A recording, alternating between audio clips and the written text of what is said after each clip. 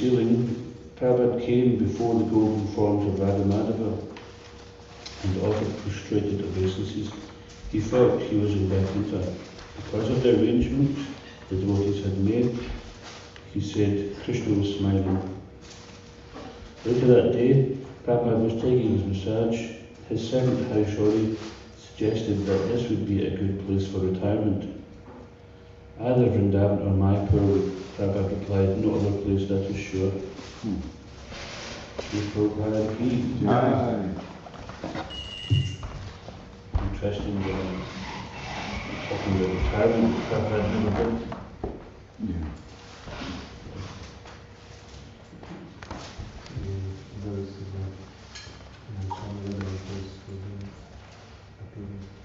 This one today, is that on there?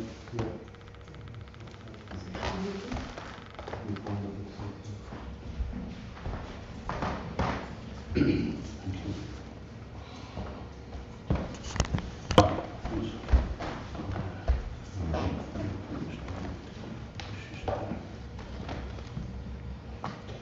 Om Namo Bhagavate Vasudevaya. Om Namo Bhagavate Vasudevaya.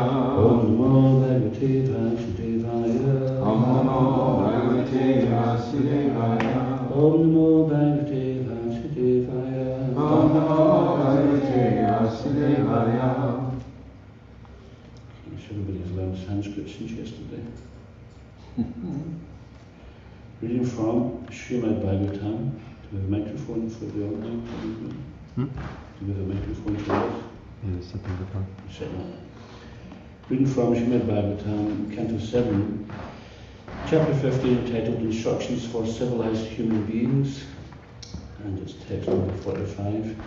Yavan Nibrikaya Pratam Atma Vashopakalpam Yavanrikaya Ratam Atma Vashopakalpam Date Garishta Charanan Chanaya Nishatam Date Garishta Charan Archanaya Nishatam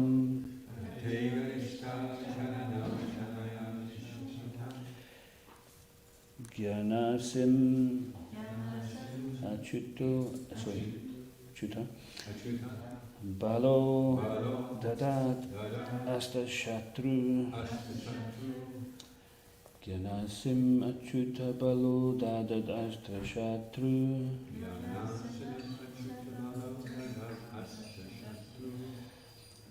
Swananda Tushta Vipashanta Idam Vijayat Swananda Tushta Upashanta Idam Vijayat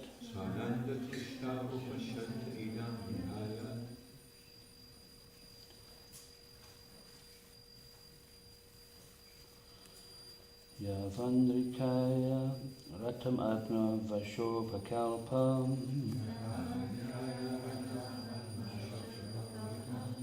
Yavandrikaya Ratam Atma Vashopakalpam Date Garista Charanarchanaya Nishatam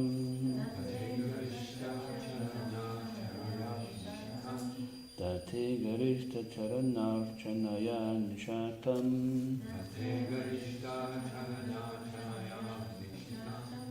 Gyanasimachyuta Balo Dadat Asta Shatru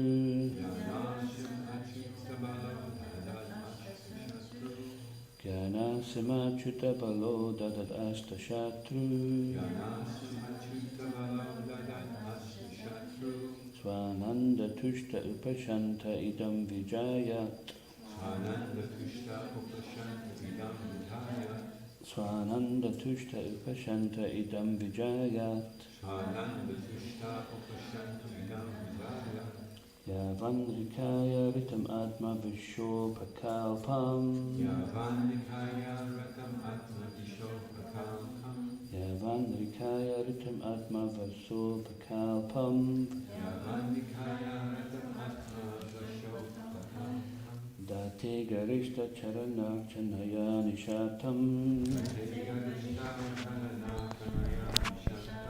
Date garishta charana chanaya nishatam Jnana simachutta balo dadad asta shatru Jnana simachutta balo dadad asta shatru Swananda tushta upashanta idam vijaya Swananda tushta upashanta idam vijaya Yavandikaya ratam atma vashopakalpam Date garishta charanarchanaya nishatam Jnana simachata balo dadad asta shatru Swananda tushta upashanta idam vijayat. Please chant.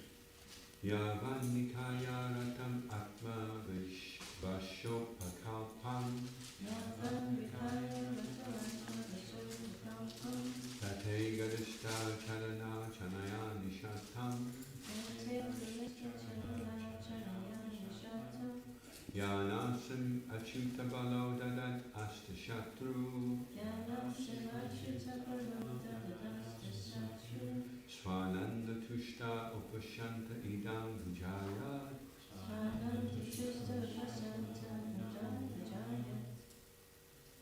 Yavanikaya ratam atma vashopakalpam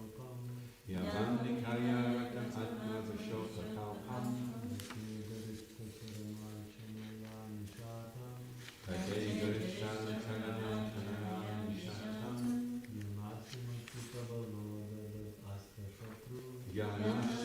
Yanasim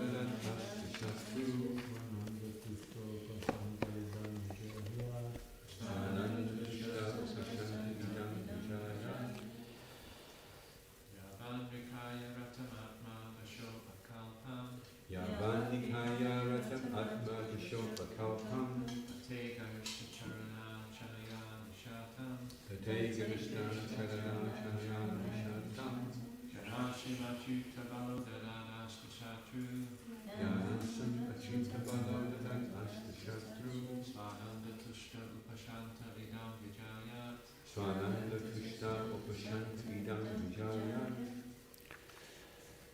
Please. Yavanikaya ratam atma vashopakalpam Yavanikaya ratam atma vashopakalpam Tate garishta charana chanaya nishatam Tate garishta charana chanaya nishatam Yanasim achyuta balo dadad asta shatru Yanasam achyuta balo dadat asta shatru Svananda tushta upashanta idam vijayat Swananda tushta upashanta idam vijayat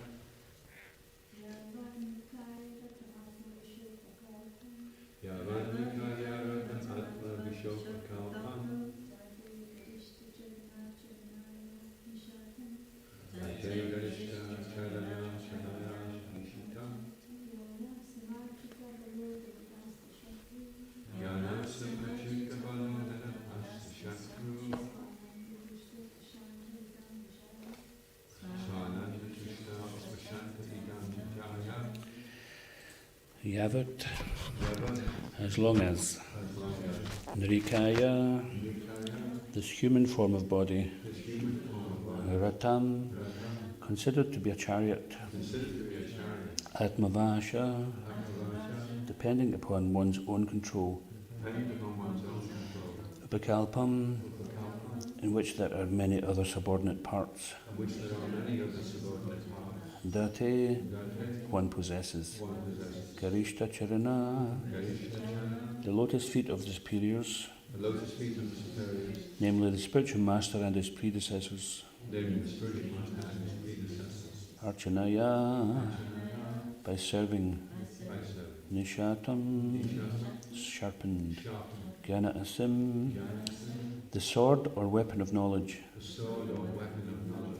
Achutabala, Chittabala, by the transcendental strength of Krishna, by the transcendental strength of Krishna, Dadat, Gada, holding, holding, Astashatru, Astashatru, until the enemy is defeated, until the enemy is defeated, Swa Ananda Tushta, Swa Ananda Tushta, being fully self-satisfied by transcendental bliss, being fully self-satisfied by transcendental bliss, Vipashanta, Upashanta, the consciousness being cleansed of all material contamination, the consciousness being cleansed of all material contamination, Idam, this body, this body, Jayat, Vijaya, one should give up. one should give up. Translation: as long as one has to accept the material body with its different parts and paraphernalia, which are not fully under one's control, one must have the lotus feet of his superiors, namely his spiritual master and his spiritual master's predecessors.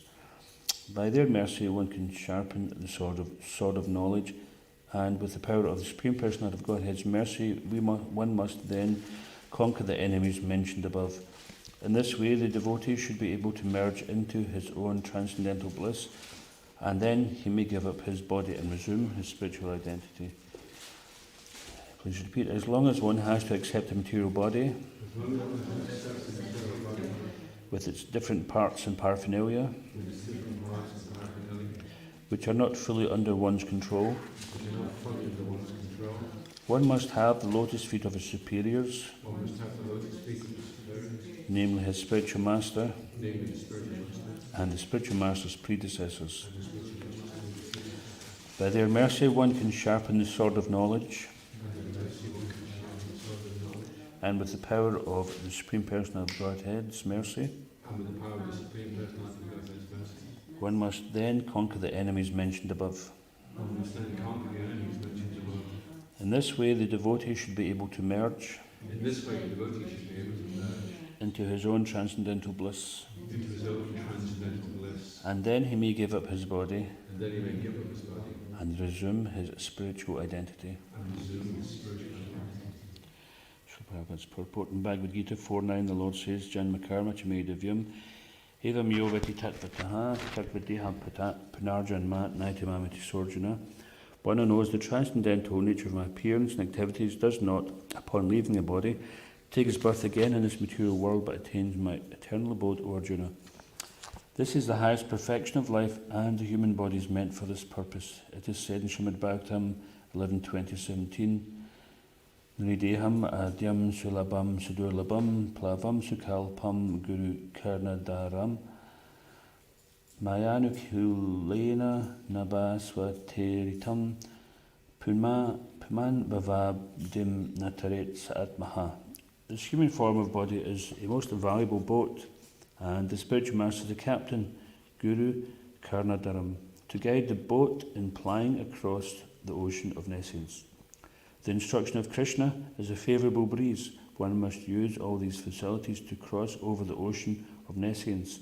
Since the spiritual master is a captain, one must serve the spiritual master very sincerely, so that by his mercy one will be able to get the mercy of the Supreme Lord.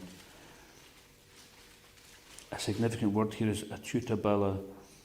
The spiritual master is certainly very merciful to his disciples, and consequently, by satisfying him, a devotee gets strength from the Supreme Person of Godhead. Sri Chaitanya Mahaprabhu therefore says, Guru Krishna Prasadi Pai Bhakti Lata Beach. One must first please the spiritual master, and then automatically pleases Krishna. Then one automatically pleases Krishna and gets the strength with which to cross the ocean of nescience. If one seriously desires to return home back to Godhead, one must therefore become strong enough to please the spiritual master, for thus one gets the weapon with which to conquer the enemy, and one also gets the grace of Krishna. Simply getting the weapon of jnana is insufficient. One must sharpen the weapon by serving the spiritual master and adhering to his instructions. Then the candidate will get the mercy of the Supreme Personality of Godhead. In general warfare, One must take help from his chariot and horses in order to conquer his enemy, and after conquering his enemies he may give up the chariot and its paraphernalia. Similarly, as long as one has a human body, one should fully use it to obtain the highest perfection of life, namely going back to Godhead. Perfection of knowledge is certainly to become transcendently situated, Brahma-bhuta, as the Lord says in Bhagavad-Gita 18:54. Brahma-bhuta prasanatmana shochati nakankshati sama sarvesha bhuteshu madbhaktim labate param. One who is transcendently situated at once realizes the Supreme Brahman and becomes fully joyful. He never laments nor desires to have anything. He is equally disposed toward all living entities. In that state he attains pure devotional service. Simply by cultivating knowledge as the impersonalists do, one cannot get out of the clutches of Maya. One must attain the platform of bhakti. That's a very good point. Bhaktyamam abhijanati yavan yas chasma tattvataha tato mam tattvato gyatva vishate tad anantaram. One can understand the Supreme Personality of Godhead as he is only by devotional service, and when one is in full consciousness of the Supreme Lord by such devotion, he can enter into the kingdom of God, Bhagavad-Gita 18:55. Unless one has attained the stage of devotional service and the mercy of the spiritual master and Krishna, there is a possibility that one may fall down and again accept a material body. Therefore Krishna stresses in Bhagavad-Gita 4:9, Janma karma chame divyam evam yovati tattvataha tyagvadeham punarjanma naitimam iti sorjuna. One who knows the transcendental nature of my various activities does not, upon leaving the body, take his birth again in this material world, but attains my eternal abode, O Arjuna. The word tatvataha, meaning in reality, is very important. Tato mam tattvato gyatva. Unless one understands Krishna in truth by the mercy of the spiritual master, one is not free to give up his material body. As it is said, Aruya krichrena param padam tata patyantyado nadrita yushmad angraya. If one neglects to serve the lotus feet of Krishna, one cannot become free from the material clutches simply by knowledge. Even if one attains the stage of Brahma Padam, merging in Brahman, without bhakti he is prone to fall down. One must be very careful in regard to the danger of falling down again into material bondage. The only insurance is to come to the stage of bhakti from which one is sure not to fall. Then one is free from the activities of the material world. In summary, as stated by Sri Chaitanya Mahaprabhu, one must get in touch with a bona fide spiritual master coming in the parampara of Krishna consciousness, for by his mercy and instructions one is able to get strength from Krishna. Thus one engages in devotional service and attains the ultimate goal of life, the lotus feet of Vishnu. Significant in this verse are the words Gyanasim Achyuta Bala. Gyanasim, the sword of knowledge, is given by Krishna. And when one serves the Guru and Krishna in order to hold the sword of Krishna's instruction, Balaram gives one strength. Balaram is Nityananda. Vrajendra Nandana Ye Shatchi Sutta Hoilo Ye Balaram Hoilo Nitai. This Balaram becomes with Sri Chaitanya Mahaprabhu, and both of them are so merciful that in this age of Kali, one may very easily take shelter of their lotus feet. They come especially to deliver the fallen souls of this age. Papitapi Yata Chila Harinama Udarila. Their weapon is Sankirtan Harinam. Thus one should accept the sword of knowledge from Krishna and be strong with the mercy of Balaram. We are therefore worshipping Krishna Balaram in Vrindavan. In Mundaka Upanishad 3:2-4 it is said, Nayam Atma Bala Hinena Labhyo Nacha Pramadat Tapasov Vapya Lingat Itai Rupaya Yatate Yas Tu Vidvams Tashaiva Atma Vishate Brahmadama. One cannot attain the goal of life without the mercy of Balaram. Sri Narottam Das Thakur therefore says, Nitayera Karuna Habi Vraji Radha Krishna Pabhi. When one receives the mercy of Balaram, Nityananda, one can attain the lotus feet of Radha and Krishna very easily. Se Sambandhi Nahi Jar Brita Janma Gelotar Vidyakula Ki Karibitar. If one has no connection with Nitai, Balaram, then even though one is a very learned scholar or jnani, or has taken birth in a very respectable family, these assets will not help him. We must therefore conquer the enemies of Krishna consciousness with the strength received from Balaram. Om again Tamarandasya Gangana Swaklaya Chakshurmatamina Tasmar Shigurve Namaha Kam Karoti Vachalam Pangam Lagategarim Yatkripa Tamam Vande Shrim Datarnam Jai Shri Krishna Chaitanya Prabhu Nityananda Shri Advaita Gadadhar Shri Vasadi Gaura Bhakta Vrinda Hare Krishna Krishna Krishna Hare Hare Hare Rama Rama Rama Hare Hare.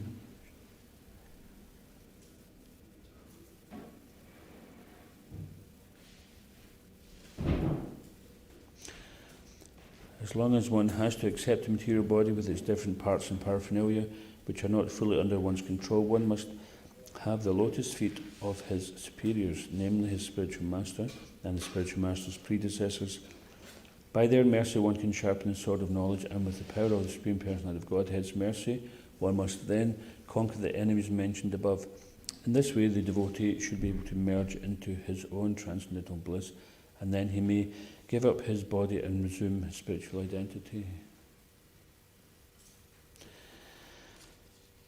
So, in order to understand what this verse is saying, we just have to look at the previous verse, because he's talking about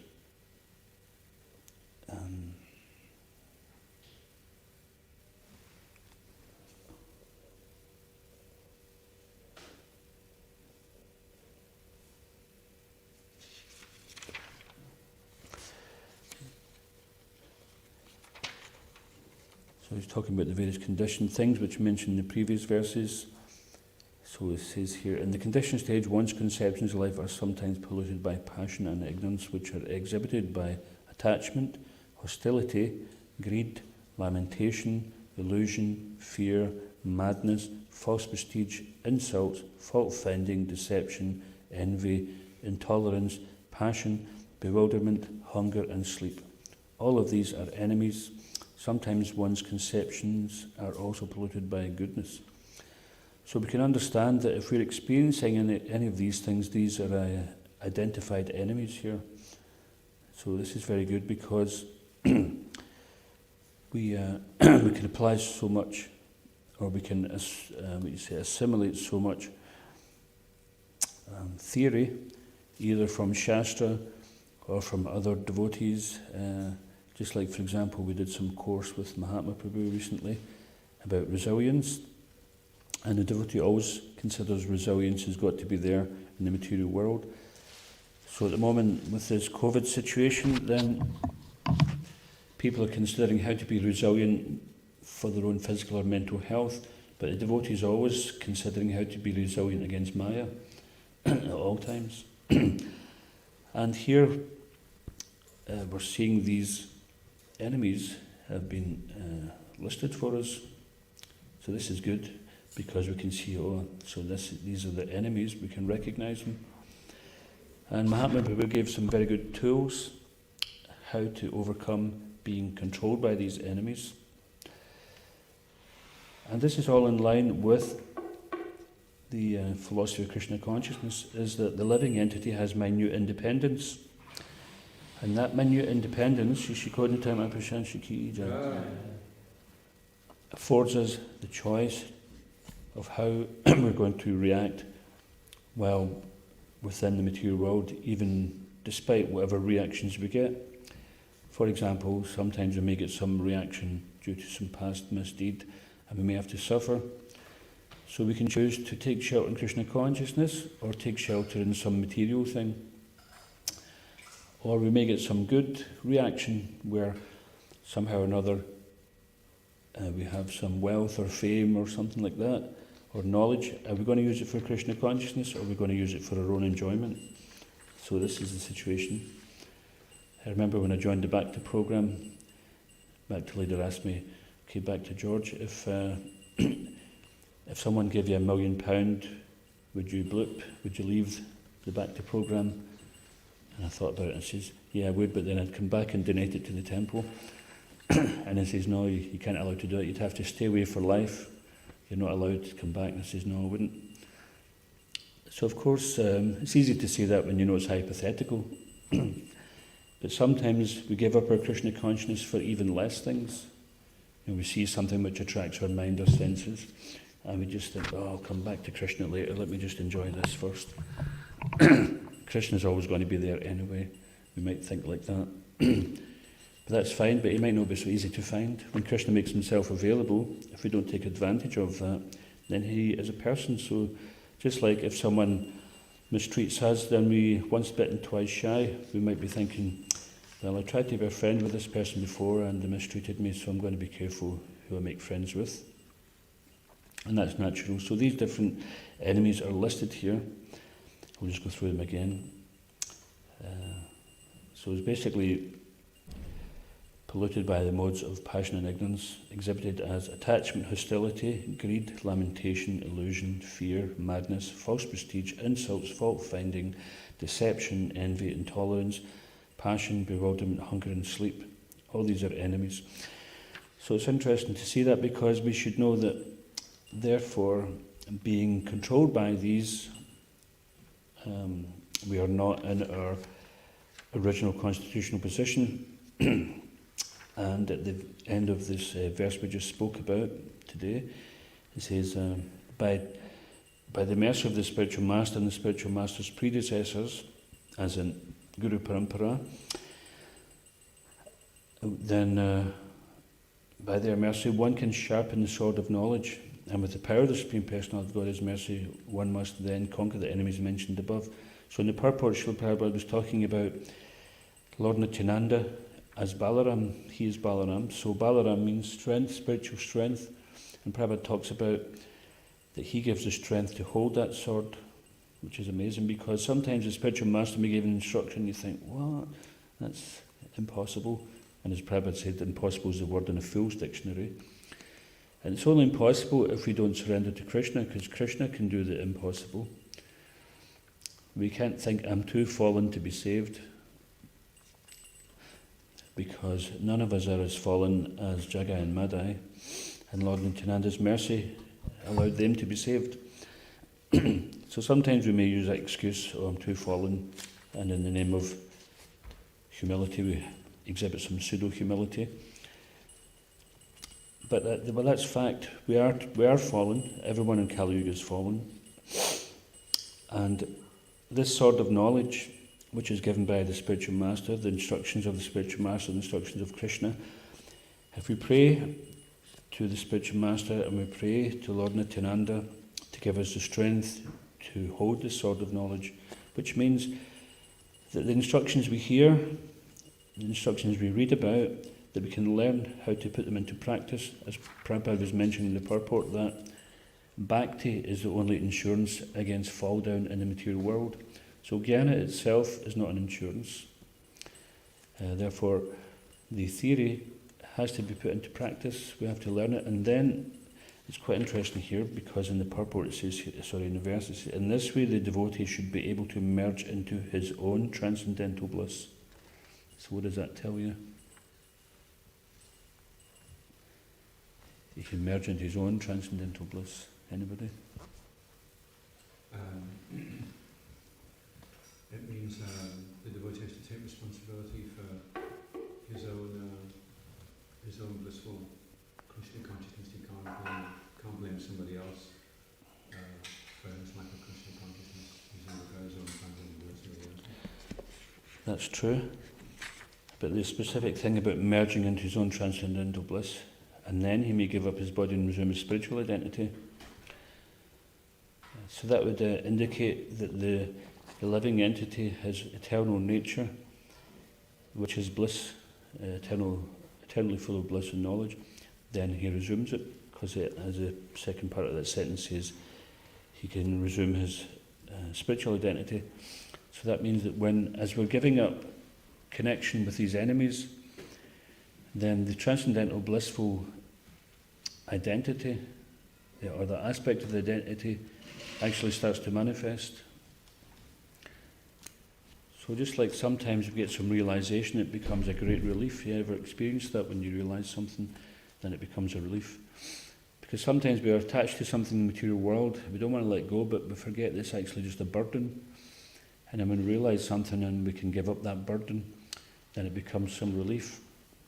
So step by step, as we give up the attachments and connections with the material world, then we resume our spiritual identity.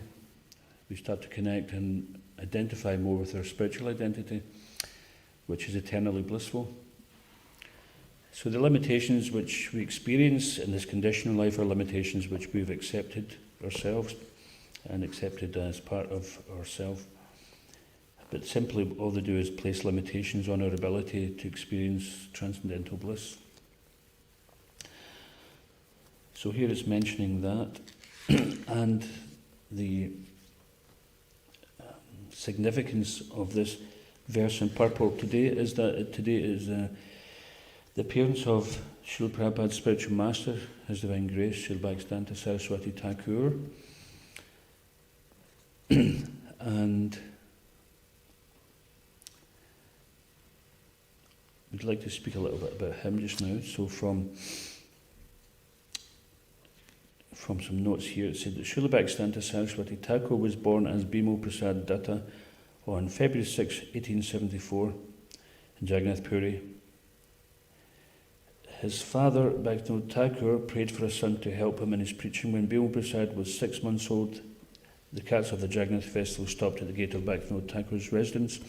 Actually, I've got a different date, which is this morning I was reading a lecture from Srila Prabhupada, and he said that Srila Bhaktisiddhanta Saraswati Thakur's appearance was 1867, I think it was.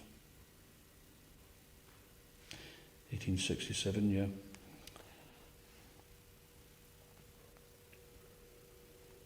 So I'm just going to read from these notes actually, and then anything which is not there will come from here. So there's a book called Festivals with Srila Prabhupada, and there's maybe about 5 or 6 appearance days of Srila Bhaktisiddhanta Saraswati Thakur, which Prabhupada mentions. So he was saying that just as Advaita Acharya, seeing the condition of the souls in Kali Yuga, that they were steeped in ignorance and passion, and that there was little to no sign of Krishna consciousness, then he prayed, Advaita Acharya prayed that Krishna would appear. He was thinking only Krishna can do something about this, so please you come and do something. And he appeared as Lord Chaitanya. Similarly, Bhaktivinoda Thakur prayed for a ray of Vishnu. There's a book called Ray of Vishnu, it's all about Bhaktisiddhanta Saraswati Thakur.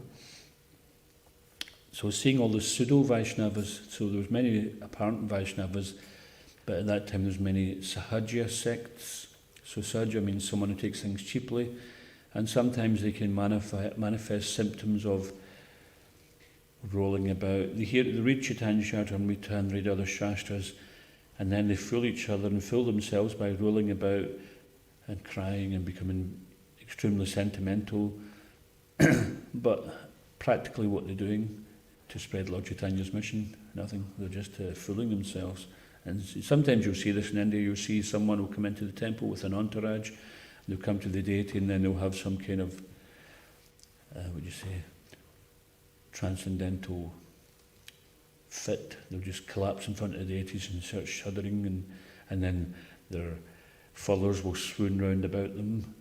And then you just want to take a power hose of cold water, and just like clean them out the temple room, because it's just offensive to display things like that in front of the deities. It's nonsense. It's such an ignorant thing to do, that the Supreme Lord stand in front of you and you're faking that you're a great devotee. Of course, we can all feel a little bit guilty that way at times. But the great news is that Srila Prabhupada has given us clear instructions of what is the path to follow and what are the pitfalls to avoid.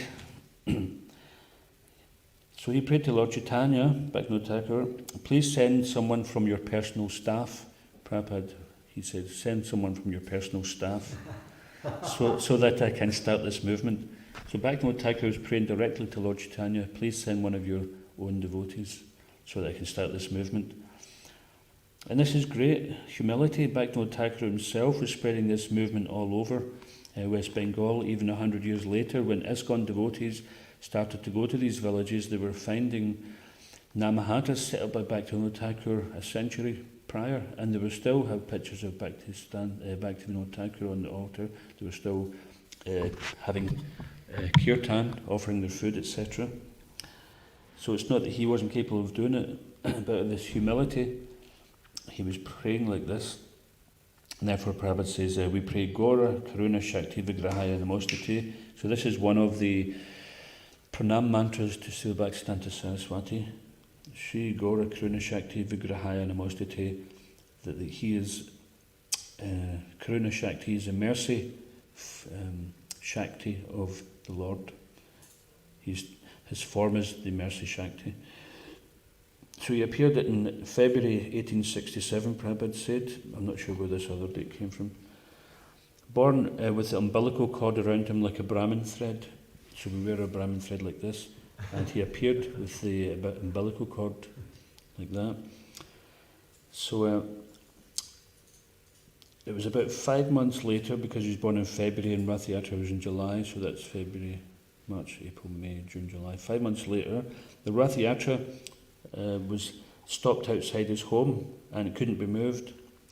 So this kind of pastime took place in Lord Chaitanya's times as well. And then Lord Chaitanya, he put his head against the chariot simply just by putting his head and the whole thing moved. So Bhaktivinoda Thakur was a highly respected person. So his wife, does anyone know the name of Bhaktivinoda Thakur's wife? Bhagavati, I think you're right there. Bhagavati, Devi Dasi. I think that's right. So she took the opportunity to bring the child out to get darshan of Lord Jagannath, and because they were a very respected family, then people gave way, and she went right up to the cart and placed. Prabhupada said that she placed the child on Jagannath's lap, and immediately the garland fell from Jagannath onto Bhaktisiddhanta Saraswati, who was known as Bhima Prasad at the time, and then the cart could move again. So the Lord had stopped at the house to see his great devotee, and to demonstrate that this is considered that if the garland falls from the deity when you're praying, it's considered a great blessing that the Lord is hearing your prayer and he's recognising your prayer, and that if we follow, then he will fulfill that. So here he's showing that this is my great devotee, even as a baby. And then when this happened, when the cart began to move, then Bhaktivinoda could understand that this child is not ordinary, this is the child that he prayed for. Once at 3 or 4 years old, he mistakenly ate a mango which was meant for the family deity and had not yet been offered. When he discovered this, his father told him, he says, "Oh, you've done a wrong thing, you shouldn't have taken this, it was for the deity." He was so remorseful that he never ate another mango in his whole life. And whenever he was offered a mango, he'd say, "Oh no, I cannot accept, I'm an offender." If we were to be like that, we'd starve to death. We wouldn't be able to do anything. Everything we do is wrong practically. But he was such a great devotee. Even as a baby, 3-year-old, as a toddler, then he did something which is easily excusable. But his whole life he would say, "No, this was meant for the Lord, I took it, I'm an offender." So he carried that remorse his whole life. He was Shrutidhar, he could remember everything. He memorised the Bhagavad-Gita at a very young age. Does anybody know the age what he was? But he was a very renowned scholar. Shrutidhara means that you remember everything, don't forget anything. He was a strong preacher, and therefore he was known as Singha Guru. Singha means like a lion. So he wasn't very lightweight, although he was actually very soft-hearted. So just as the Lord sometimes can be as strong as a thunderbolt to the demons and soft as a rose to the devotees, like Hiranyakashipu was killed by the Lord's incarnation of ferocity, Lord Nrsimhadev. And even the demigods were afraid of Lord Nrsimhadev, but Prahlad Maharaj had no fear because he recognised, "This is my Lord." And the demigods were wise enough to put Prahlad Maharaj forward, thus to pacify Lord Nrsimhadev, because he was still very angry. So the devotee never fears the Lord. because the Lord is always very kind to his devotee. So Bhaktisiddhanta Saraswati was always very kind and merciful and tolerant to his disciples and to the devotees. Even there was, if a disciple left and went back into Maya, he was very hurt. He was thinking, oh, I could not save him. He was so compassionate that he just he was willing to put himself out to any degree to save his disciples. But at the same time, if someone was preaching some nonsense, he was very strong. Sometimes he would challenge Mayavadis in public on the street. Why are you cheating? Why are you cheating people? Grab them by the scruff of the neck. Why are you cheating? Because it means basically that Krishna is the Supreme Personality of Godhead, and you're telling everybody that he doesn't exist. You know, it's such a nonsense. It's just like, say somebody comes up to me and says, this back to Felix, he doesn't exist. It's just a mirage. And I'd say, you're an idiot. You know, you're a fool. So someone who knows Krishna, okay, we might know Krishna, we're trying to get to know Krishna, but someone who's actually coming directly on the order of the Lord and being told that Krishna doesn't exist, then it's, how do you reason with such a person? Just a mad person. You cannot convince a pure devotee that Krishna doesn't exist because he is a personal associate of the Lord. And this Singha Guru aspect is that a devotee can use anger in the service of the Lord. So he's angry that someone is distracting and deluding people from the real path. So this is also the duty of the Krishna consciousness members. As we're trying to spread Krishna consciousness, if someone creates an obstacle, then we try to preach to them. If not, we have to remove that obstacle. So, therefore, Bhaktisiddhanta Saraswati was a very strong preacher. He wouldn't allow such nonsense philosophies to be circulated amongst the devotees or amongst the general public. He'd speak very strongly in public. It wasn't that he was just trying to be seen as Mr. Nicey Swami. He was there to preach the absolute truth. And this is, we can see, this is the example that our own Srila Prabhupada took up.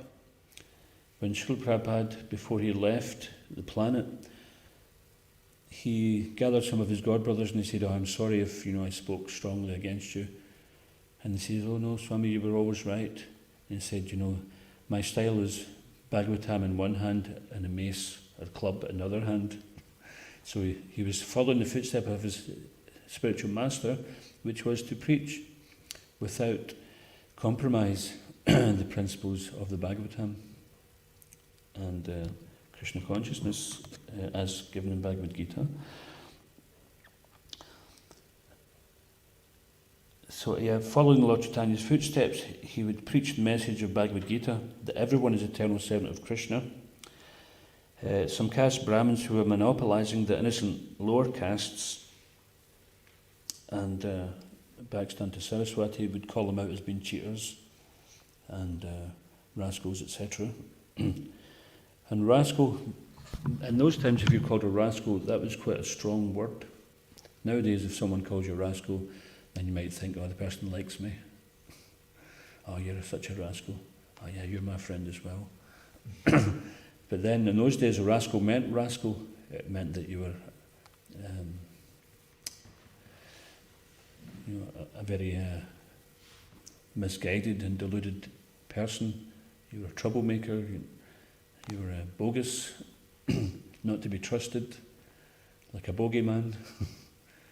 So when Prabhupada chose his words, he chose them according to the understanding of the dictionary in those days, which was quite different from what you might find meanings nowadays. Just like, for example, the word sophisticated, if you look it up in the dictionary of today, then it would mean, it may be, there's a friend of mine who used to have an old dictionary and he showed the differences. Particularly this word sophisticated meant advanced and intelligent, etc. But previously it meant someone who was degraded. If someone's sophisticated, and it comes from, is it the Greek philosopher sophist? So the words, sometimes within a period of a century or less, can have opposite meaning, just like nowadays, if you use the word wicked, then it means, oh, that's really cool, it's good. But previously the word wicked meant really bad, evil. And typical in Kali Yuga that which is vice is seen as virtue, that which was virtue is now seen as vice. So he would call out these cheaters who were monopolizing the innocent lower castes, just as Lord Chaitanya, he was showing that everybody is equal in the eyes of the Lord. Now Gandhi, he tried to do this thing called Harijan, which means that everybody is children of God, we're all equal. But because it was, and that's true, but because it was on a material level, then it wasn't successful. But on the spiritual level, then equality is there. I mean, see, in the world nowadays there's so much confusion because people are looking for equality. But that equality can only be found on the spiritual platform, because we're changing life after life into different bodies. So if we're looking at the bodily platform, we're not even equal to ourselves. But if on the spiritual platform we all have the equal opportunity to a life of eternality, bliss and knowledge. And whatever temporary form we have just now, which is manifest, that is not our real identity anyway. So we, as devotees, then we try to avoid identifying ourselves and others on the bodily platform. And this is the message that Srila Bhaktisiddhanta Saraswati was giving, but because it interfered with these so-called Brahmin class, then they were very unhappy with it, and amongst them they had collected 25,000 rupees, which was a lot back in those days, back in the early 20th century. Then, because they took a hit out on him, which meant they were sending someone to assassinate him, and they wanted to pay the local police this money to look the other way, turn a blind eye. And he says, no, I cannot do this. This is a sadhu, which would indicate that perhaps he would do it if he wasn't a sadhu, which means these things go on. In some countries, people are bribed and they turn the other way and they allow things to happen. But he wouldn't allow it to happen. He went to Srila Bhaktisiddhanta Saraswati and told him that there is danger, you have to leave. Some people want to kill you. And I think even one of his disciples took on his clothes and went to distract them. So this happened on more than one occasion. Even when they were doing some parikram, then some so-called Brahmins were hurling stones at them. So this is because they were simply attached to using Krishna's words and using their higher status in the Varnashram system to monopolize. So also he was a great astrologer, and he was highly respected amongst the astrology community. And one time he was actually called to give a lecture on the difference between Brahman and Vaishnav. And after he gave that lecture, he was so highly esteemed that they performed spontaneously. They performed Guru Puja, and he bathed his feet and took the Charnamrita. And there was a book written because the Vaishnava and the Brahmin. I don't know if that's been translated. Does anybody know? So in 1914, when Bhaktivinoda Thakur was passing away, he entrusted his unfinished work of establishing Lord Chaitanya's movement to his son Bhaktisiddhanta. He took this very seriously. From 1914 to 1918, he was thinking how to start this movement. Actually, take a vow to chant 1 billion names.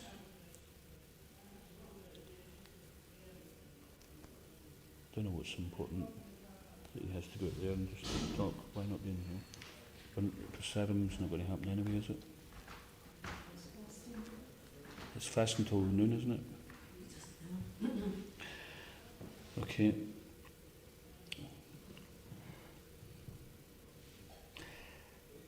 So he was chanting. He wanted to chant 1 billion names, and it was some point during this vow, then the Panchatattva appeared to him, and he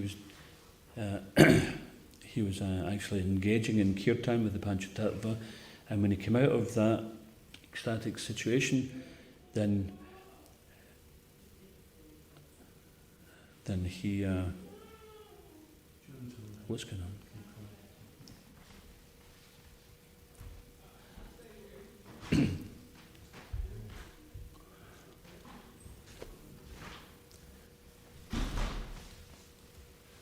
Then he went and started Gaudiya Math that very day, and that was in 1918, was that?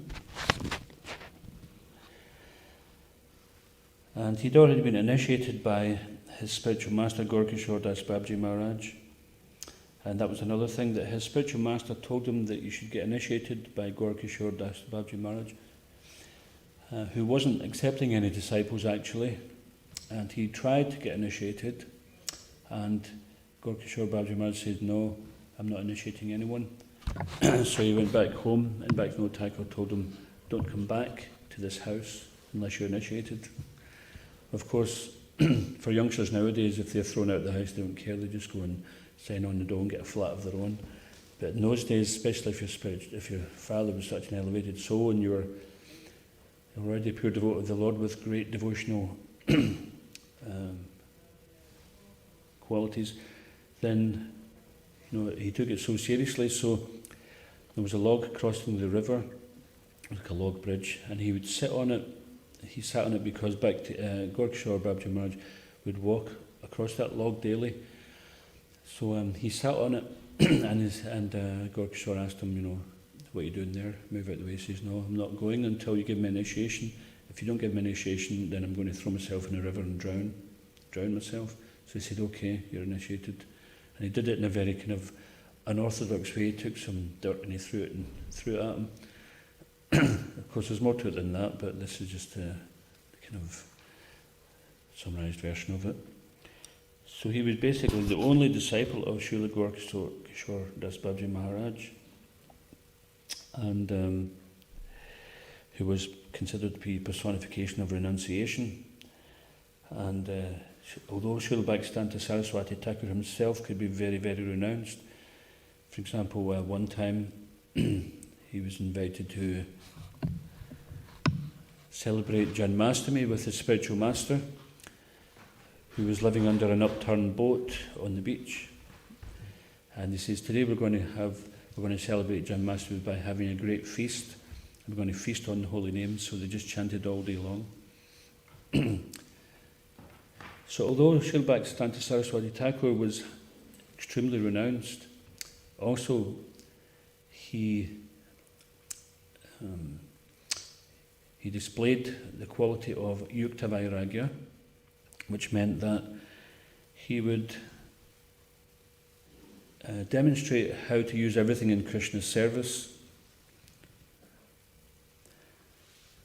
So they used to have great festivals, melas, where they would have dioramas and so many other things, and he also initiated ladies, and he had female devotees who were great scholars.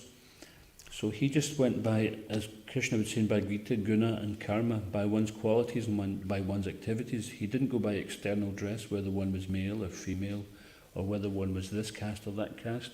It was by their devotional acumen, by the devotional credit, and by their enthusiasm to perform devotional service. So he really broke the mold. And at that time, the world was becoming, back in the early 20th century, the world was showing signs, due to the modes of transport which were being developed and communication. Then Bhaktisiddhanta Saraswati considered that Vaishnavism, Gaudiya Vaishnavism, this Brahma Madhva Gaudiya Sampradaya, can be resigned to either being just an unknown sect in West Bengal, or it can become part of the global village. So he had the vision to see that the world was becoming a global theatre. So therefore he employed this principle of yukta vairagya, where we can use so many things in Krishna's service, such as a printing press, and using great marquees to hold festivals where the general public come and find out about the Krishna's message through dioramas depicting changing body and all these things.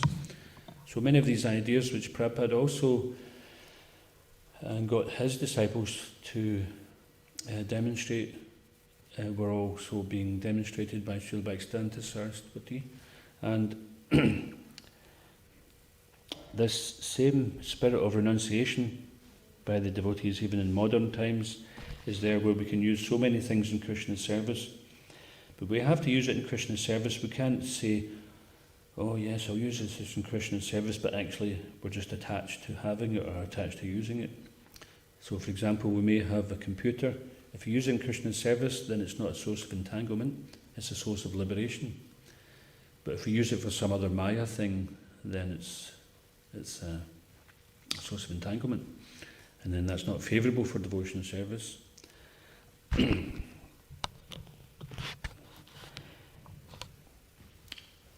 So he was understanding that Lord Chaitanya's mission, his movement, is to spread to every town and village of the world, and not just to remain within West Bengal. And therefore he took service of modern conveniences. He also held meetings with very important leaders of the day. So in this way he would gain so much credibility for his movement, and he opened many, many temples throughout all of India. Does anyone know the number? 64. Thank you.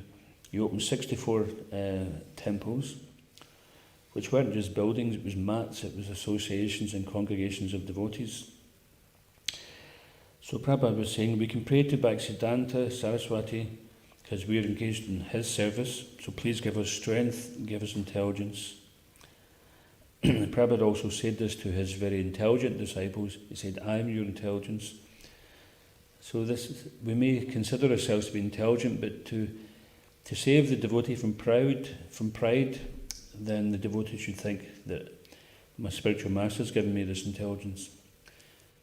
And even if we are intelligent, how is he given that intelligence? Because he's shown us how to use it in Krishna's service. Without that, our intelligence would be knowledge stolen by illusion, maya pratagyana. So without the spiritual master, where would we be? So we have what have we to be proud of? Without the spiritual master, we'd have nothing to be proud of. And so the spiritual master is known as his divine grace. So it is by his divine grace that we are engaged in devotional service, divine service of the Lord.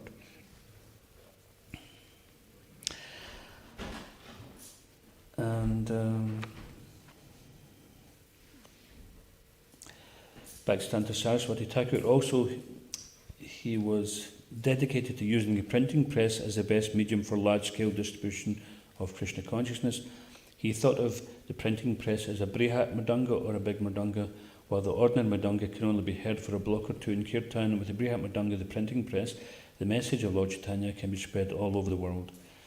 Bhaktisiddhanta Saraswati Thakur also excavated Lord Chaitanya's appearance place at the Yogapith in Sridham Mayapur and built a beautiful Gaudiya Mat temple there. You can still see that, you can visit that to this day. He established many Gaudiya Mat temples all over India, printing Bhagavad-Gita, Srimad Bhagavatam, Chaitanya Charitamrita, Chaitanya Bhagavat, Chaitanya Mangal, Prima Bhakti Chandrika, and many other books, magazines and newspapers on Krishna consciousness. He preached fearlessly, defeating Mayavadis, impersonalists, caste Goswamis, Smarta Brahmins, and all those opposing the pure teachings of Lord Chaitanya. Before his passing away on January 1st, 1937, he instructed Srila Prabhupada to become a very good English preacher and to print books whenever he would get money. His last words to the devotees were, please accept my blessings to you all, present and absent. Please bear in mind that our sole duty in religion is to spread and propagate service to the Lord and his devotees. So Srila Prabhupada, on his first meeting with Srila Bhaktisiddhanta, was, after the meeting, then they spoke privately aside, and Srila Bhaktisiddhanta Saraswati immediately gave him the mission. He says, please take this message to the Western countries. And Srila Prabhupada immediately took that to heart as his life's purpose. At that time he was thinking, I'm a householder, how can I do this? But the mission has been given, so I have to do it. He had no doubt. So this is a very good, important teaching, is that when one becomes a disciple, they take very seriously the words of the spiritual master. It's not that I'll take this one, I won't take that one. It's not cherry picking. So when we get initiated, we have to be sure that this person is the person I can follow with full faith, that this person knows what is better for me than what I think. So I'd just like to ask, does anybody have any questions or anything they'd like to share about Srila Bhaktisiddhanta Saraswati Thakur? Yeah? I was just trying to find them, and they said that they summed up all Bhaktisiddhanta Thakur's instructions into some gems. There's about 20 of them, I think. And one of them was that we should be prepared to shed 200 gallons of blood to rejuvenate the corpus of society. So it's kind of showing how you have to make such a huge endeavour just to make one devotee. And that one. To shed 200 gallons of blood to make one devotee? Yeah. And also, What would that mean? it means you've really got to put a lot out to get very little back. Yeah, we've got to go out of our way.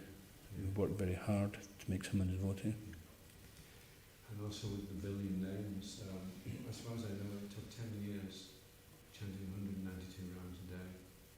And 192 rounds actually takes 24 hours. So you have to be able to chant very fast. You're going to get time to sleep and eat. And you'll be going for 10 years. So it was a billion names, right? It says a billion names. Now, I don't know if anyone can correct me, but I'm only working from memory, which is not serving me correctly always, is that he took this vow to chant a billion names, which Atoksha Prabhu was saying would take, at the rate he was chanting, which was 192 rounds a day, would be 10 years, which is like 24 hours a day basically, maybe 23 if you're fasting, you get an hour for bodily maintenance. So this pastime of when the Panchatattva appeared to him, as I say, my memory might not serve me right, but if I do remember rightly, then that vow was cut short because they told him, basically, we haven't time to wait for you to chant a billion names, because it was between 1914 and 1918, 4 years. While Prabhupada put it simply, he said that between 1914 and 1918, he was thinking how to spread this movement, but basically he was intending to chant a billion names. And then the Panchatattva appeared to him and told him, go and start this mission straight away. So I don't know, does anybody remember that pastime? I'll try and verify that then. I know preceding one of Bhaktisiddhanta Saraswati Thakur's disciples went to Srila Bhaktisiddhanta and he said, you have to take up this mission and spread Krishna consciousness over the world. And Srila Bhaktisiddhanta was known as like a kind of crazy Baba, because he used to have the lota, one lota Baba I think he was called, because he used the lota for passing stool and also the lota for drinking from. So everybody kind of looked down on him, but this one disciple of Bhaktisiddhanta went to him and said, you were the only one. And he said, well, why do I need to spread it all over the world? The Panchatattva are here, they can do it. Mm-hmm. And you can see the Panchatattva dancing around in Navadvip. But then later on, he came to that same disciple and he said, now we have to register the Gaudiya Mat. And then so the Panchatattva wasn't going away with him, and so that was it then. It was officially started. And he completely flipped from being this total oblivious avadut coming down from Uttama Adhikari, yeah. to the Majjhima. And Shri Rama's is just saying now in the book Sankapa Kamudi that you can have two types of Majjhima. One is the one that stepped down, and the other one is the one that's stepped up. Coming up. Kanishta.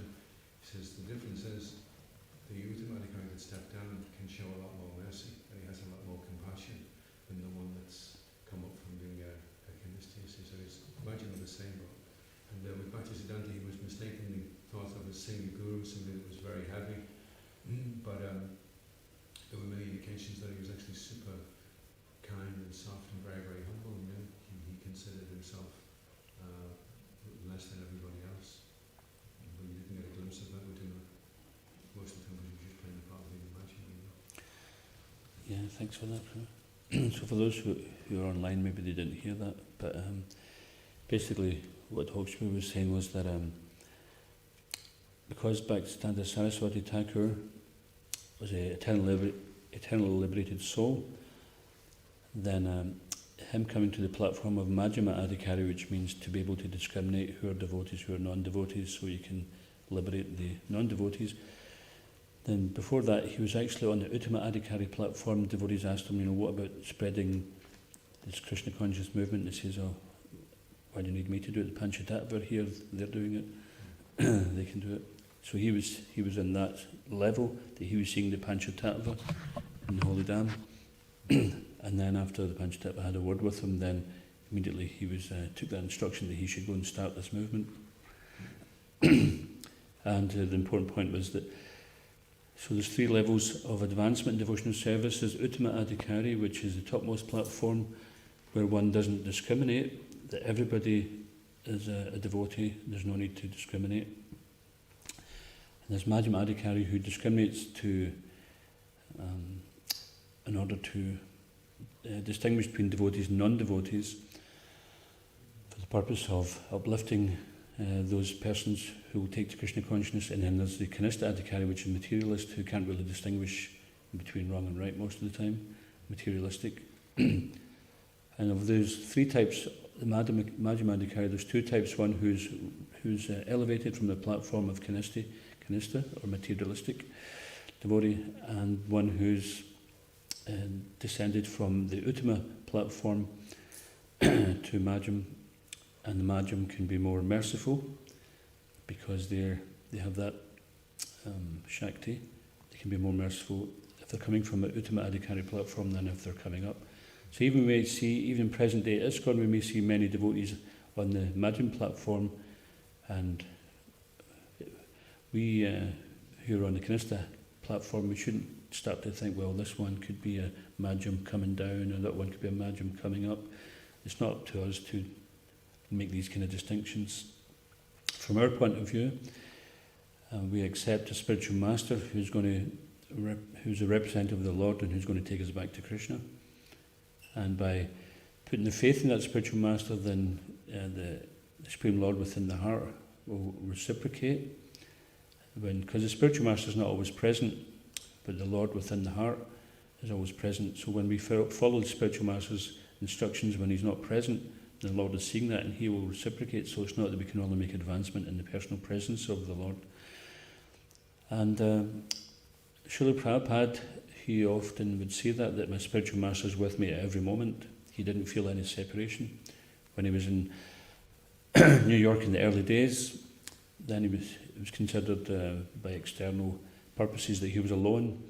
And he said, I'm never alone. My spiritual master is always with me. And even once he was criticised by his Guru brothers for not visiting his spiritual masters. What do you call it? No, it was Samadhi, Samadhi Mandir. And he said that these fools don't realise that my spiritual master is with me every moment. So he didn't have to go somewhere to be with his spiritual master. He was living his spiritual master's instruction, therefore he never felt any separation. And this is the example for us as well, that we can, when we experience the association of spiritual master, it's very encouraging and uplifting.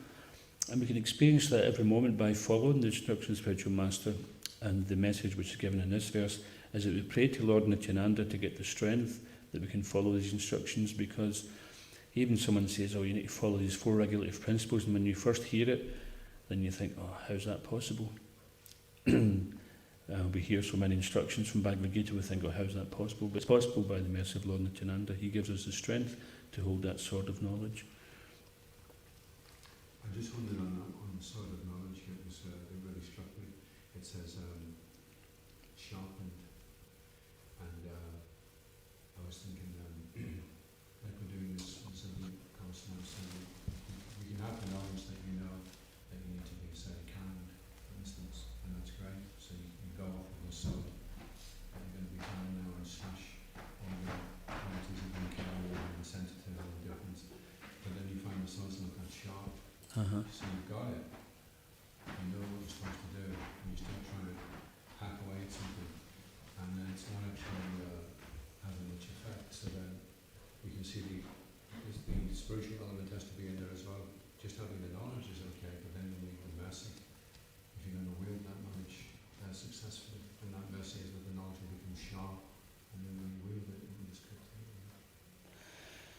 It's a very good thing. So there's 3 aspects to that: is having the sword, having it sharp, and having the strength to carry it.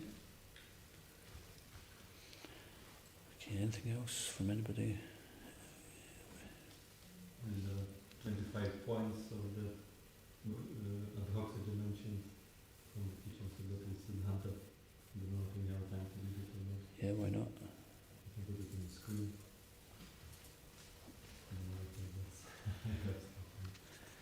Okay, so Ragnar's saying that there's 25 points from the teachings of Srila Bhaktisiddhanta Saraswati, is that right?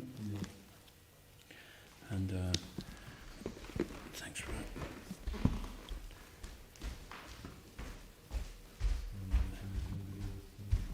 What's that?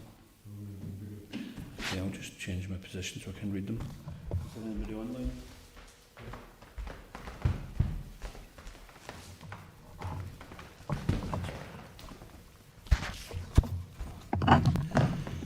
Essential teachings of Srila Bhaktisiddhanta Saraswati Thakur.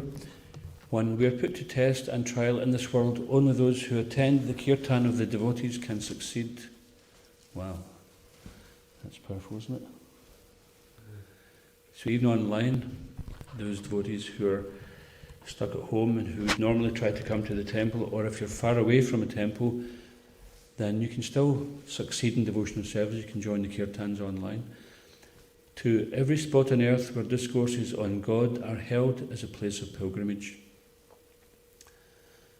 That's also a very important point, because even our own temples here in the Western world are places of pilgrimage. It's not that India is the only holy land that exists. India is a holy land because so many places of pilgrimage had been established, but even in this Western world, all over the world, there's many places of pilgrimage now. 3. Possessions of objects not related to Krishna is our main malady. 4. Let me not desire anything but the highest good for my worst enemies. 5. As dalliance with the body in luxury increases, so wanes the spirit of service of the Lord. These are all very important. Dalliance, you know that song, Dilly Dally? Oh, yeah. It's like, if you're dilly dallying, it's like, the luxury of dilly dallying. Well, yeah, dalliance means also kind of like dancing, doesn't it?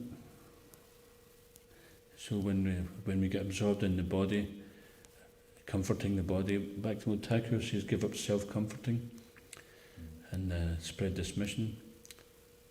Prabhupada was saying that we spend 60, 70, 80 years serving this body, and then it lets us down in the end because it packs in sometime. So yes, this is very important teachings. Those favoured by God find their paths set by thorns. That's a good one to remember. There is no peace or happiness in our worldly life. Circumstances create turmoil and annoyance. Chant the Mahamantra loudly and with attachment. This will drive away inertia, worldly evils and pests. Now, Prabhupada, once there was rats at the temple, and he said the devotees weren't chanting their japa properly. And he says, no, everyone's chanting. He says, no, if they were chanting, then the place would be clean. Someone who's chanting the rounds properly, they cannot stand to be in a dirty place, and then there'd be no rats, there'd be no pests. So that's always an impetus to chant your japa. Be indifferent to bazaar gossip or gramya katha, village talk. Stick firmly to your cherished goals. No lack or impediments of the world will ever stand in your way. Pay due respect to the extroverts of the world, but do not be appreciative of their manners and conduct. They are to be shaken off from your mind. A devotee feels the presence of God everywhere, but one averse to the Lord denies his existence anywhere. You cannot appreciate transcendental matters with the reasoning of the world. It is sheer nonsense to decry them with the measuring stick of your intellect. To recite the name of Sri Krishna is bhakti. Life is for the glorification of topics on Hari. If that is stopped, then what need is there to carry on life? It's very important. Just like now we're in a pandemic, and if we were simply locked down here and we had no means of spreading this Krishna consciousness, for example, even online, if we had no internet and we were stuck here, there would be no real purpose for our being here. Physical illness with Hari Bhajan is preferred to physical fitness without Hari Bhajan. Our span of life on earth is short. Our life will be crowned with success if the body wears out with constant discourses in Hari.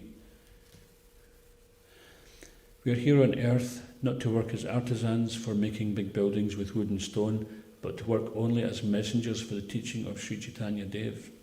So this is important to remember why we're doing what we're doing, otherwise it simply becomes a useless labour. A sycophant is neither a guru or a preacher. So this Is like someone blind follower. creeps around you? Is someone creeps, is it? A sycophant is a blind follower, basically. They just follow without really questioning or imitate. So blind following, imitation, stuff like that. To transform the adverse desires of the jivas is the supreme duty of the most merciful. To rescue one person from the stronghold of Mahamaya is an act of superb benevolence, far superior to opening innumerable hospitals. Unless we are devoted to God, secularism shall not leave us. Look within, amend yourself rather than pry into the frailties of others. Each and every one of these little sutras is just so powerful. In this world of Maya, averse to the Lord, full of trials and tribulations, only patience, humility and respect for others are our friends for Hari Bhajan. The Lord, Gaur Sundar, puts his devotees in various difficulties and associations to test their patience and strength of mind. Success depends on their good fortune. When faults in others misguide and delude you, have patience, introspect, find faults in yourself.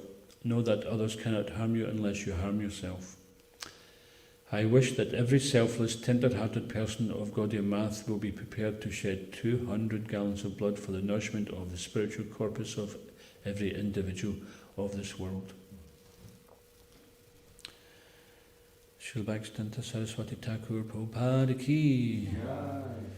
Srila Prabhupada ki, Iskon Guru Vrinda ki, Shri Guru Parampara ki, Shri Kod Nitai Mahaprasad ki, Nitai Gaur Premanande.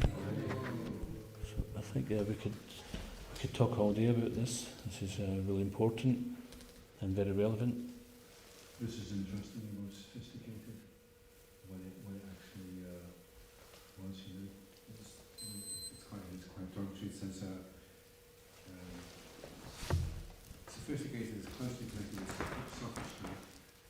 Though the word intent came from the Greek sophos meaning wise, sophists in classical Greece around the 4th century BC were itinerant teachers of philosophy and rhetoric who didn't enjoy a good reputation. They were skeptical about the possibility of achieving genuine knowledge and were thought by many to be more concerned with winning arguments than arriving at the truth. Plato considered them to be a dishonest bunch of lecturers, and sophistry came to mean fallacious reasoning. So it's interesting because that meaning of sophisticated previously was almost like a derogatory term, like becoming called a rascal. And nowadays if someone considers themselves sophisticated, they take it as a compliment. Oh, you're very sophisticated. Oh, thank you very much. Thank you. So, okay, so I think we'll have, we're going to have Guru Puja now, isn't it, for Srila Bhaktisiddhanta Saraswati. We've got the arty tray and things ready. And you're going to keep the camera on for that too. Okay, so we invite everybody who's online to stay with us. We're going to have Guru Puja to celebrate the appearance anniversary of our founder Acharya's spiritual master, His Divine Grace Bhaktisiddhanta Saraswati Thakur Prabhupada ki jai.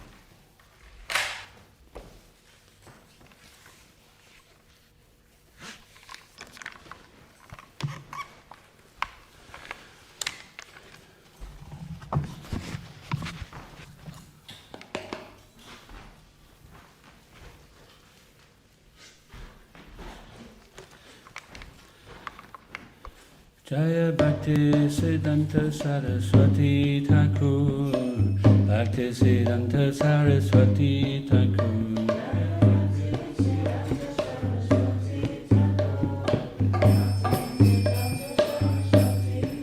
Jaya Bhaktisiddhanta Saraswati Thakur, Bhaktisiddhanta Saraswati Thakur. Flowstoffer,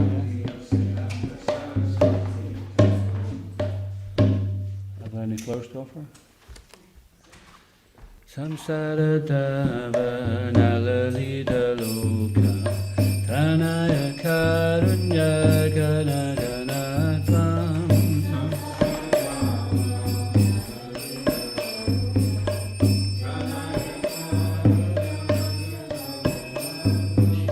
Praptasya kayana gunarnavasya Vande Guru Shri Charanarvindam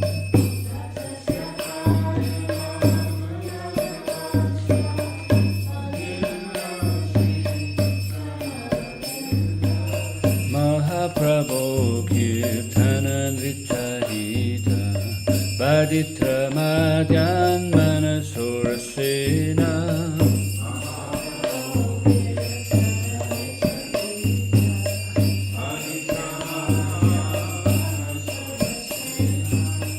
Romanchakam Shutaranga Bhajo Vande Guru Shri Charanarvindam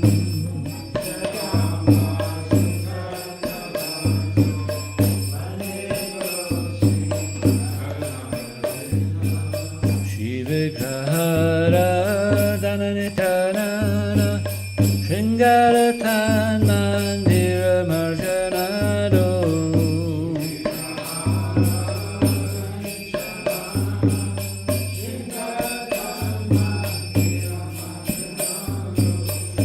Tasya Bhaktam Shanindratopi Vande Guru Shri Charanarvindam Shanindratopi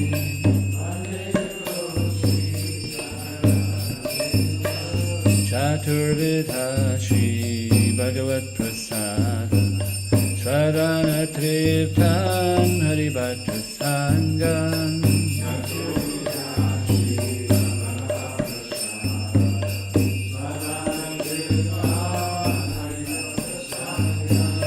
Kritveva Kriptim Bhajata Sadeva Vande Guru Shri Charanarvindam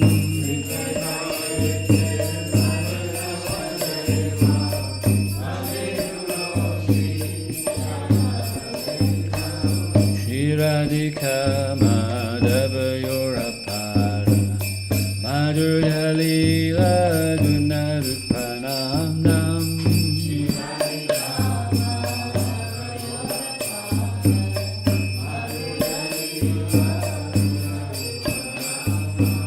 Pratikshana Swadhanalolupasya Vande Guru Shri Charanarvindam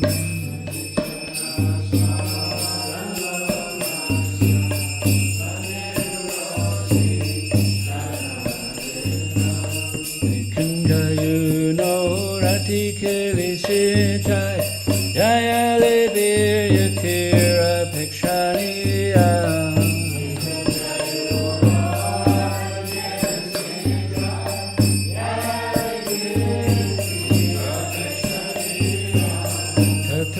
Daksha Dathivalabhasya Vande Guru Shri Charanarvindam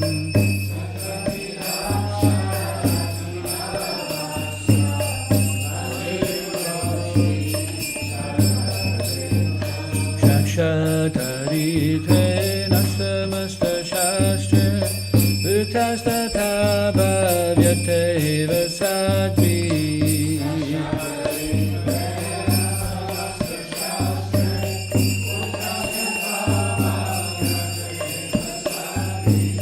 Kintu Prabhurya Priya Eva Kasha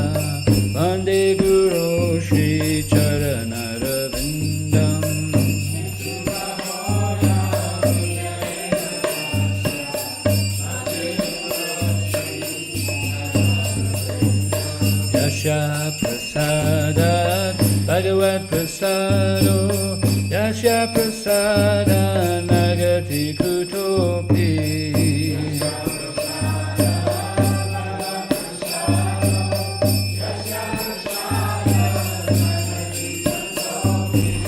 Jayam Stuvam Stashaya Sastri Sanjam Vande Guru Shri Charanarvindam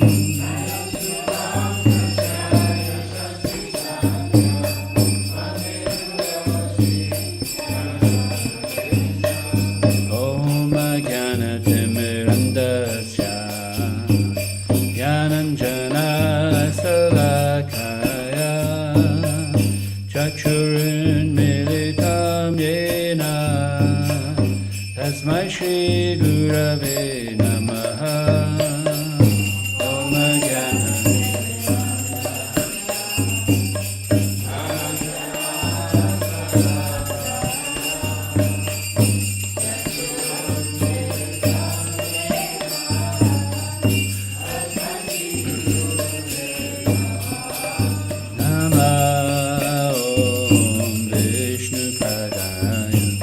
Krishna Prestaya Bhutale Srimati Bhakti Vedanta Swami Niti Namine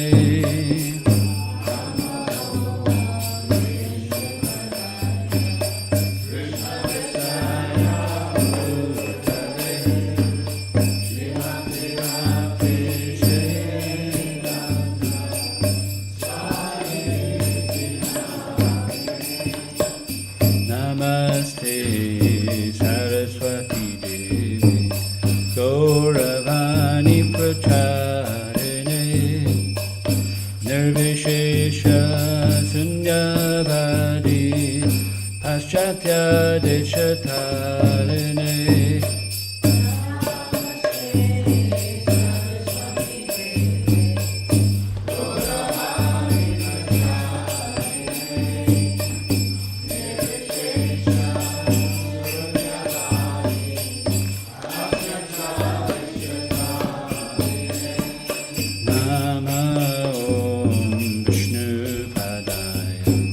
Krishna Prestaya Bhutale Srimati Bhakti Siddhanta Saraswati Iti Namine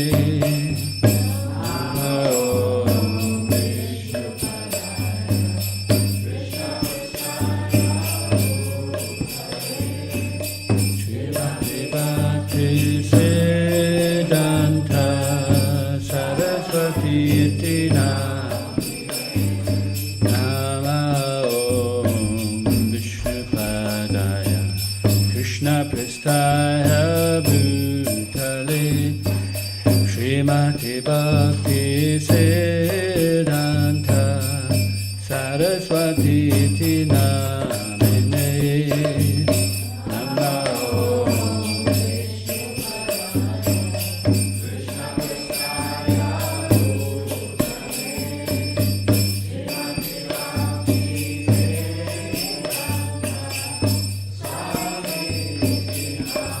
Try that again. Nama Om Vishnupadaya Krishna Prestaya Bhutale Srimati Bhakti Siddhanta Saraswati Iti Namine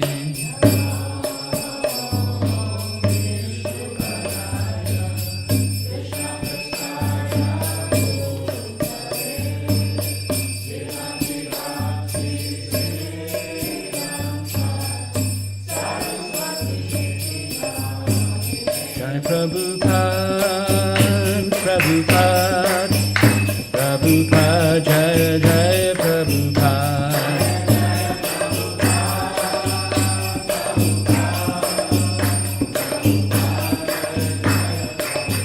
Jai Jai Prabhupada, Prabhupada, Prabhupada, Jai Prabhupada.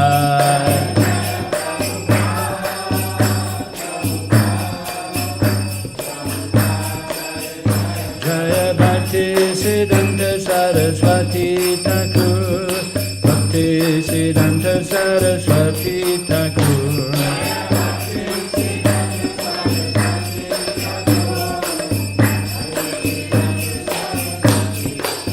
Jaya Bhaktisiddhanta Saraswati Thakur.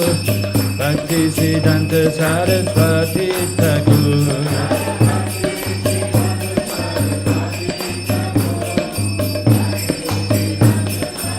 Jaya Jaya Prabhupada, Prabhupada, Prabhupada, Jaya Jaya Prabhupada.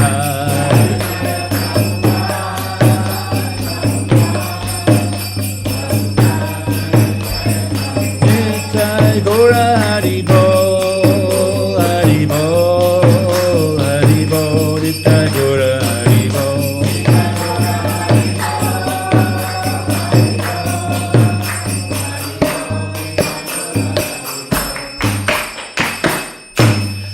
Srila Bhaktisiddhanta Saraswati Thakur Prabhupada ki, ISKCON Gurvinda ki, Jayam Vishnupad Paramahamsa Parivrajaka Charasti Tarasi Shushamad Hesdamingas Aboy Charna Ravinda Bhaktivedanta Swamaraj Srila Prabhupada ki, Jaya Nitila Pravishta Shri Srila Bhaktisiddhanta Saraswati Thakur Prabhupada ki, Jaya Nitila Pravishta Shri Srila Gaurkishore Das Babji Maharaj ki, Jaya Nitila Pravishta Shri Srila Sachit Ananda Thakur Bhaktivinoda ki, Jaya Nitila Pravishta Shri Srila Vaishnav Sarvabhauma Jagannath Das Babji Maharaj ki, Shri Sadgoswami Prabhu ki, Anantakur Vaishnavinda ki, Shri Shri Kodnitai Mar Prashashi ki, every town and village ki, Nitai Gaur Premanande. All glories to some devotees. All glories to some devotees. All glories to some devotees. All glories to Shri Guru and Shri Gauranga.